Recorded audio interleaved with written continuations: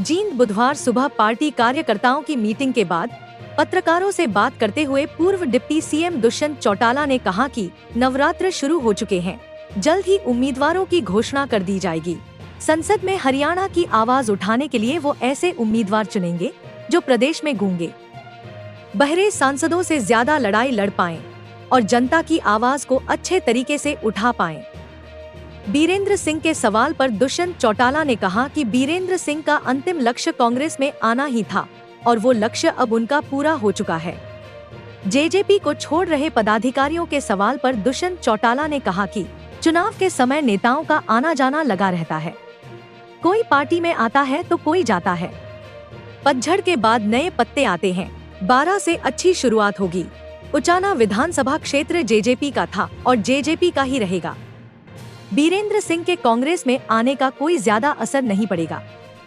पूर्व deputy CM ने कहा कि हम जब सत्ता में सहयोगी थे तो किसानों, आढ़तियों को किसी तरह से परेशानी नहीं आने दी गई। किसानों के लिए वो व्यवस्था बनाने का काम किया जो किसानों ने सोचा भी नहीं होगा। किसान के खाते में फसल बेचने के 48 घंटे के बाद हमने सत्ता में रहते हुए पेमेंट देने का काम किया। किसान को अपनी फसल बेचने के लिए कई रात मंडी में नहीं गुजारनी पड़ी, बल्कि मंडी में आते ही किसानों की फसल बिकी। कोरोना काल में भी किसानों की फसल को खरीदा गया। मंडियों की संख्या बढ़ाई ताकि किसान, आढ़ती परेशान न हो। अब हम सत्ता से बाहर है तो हम किसानों को किसी तरह की परेशानी मंडियों में आई तो उसकी आवाज उठाने का काम करेंगे।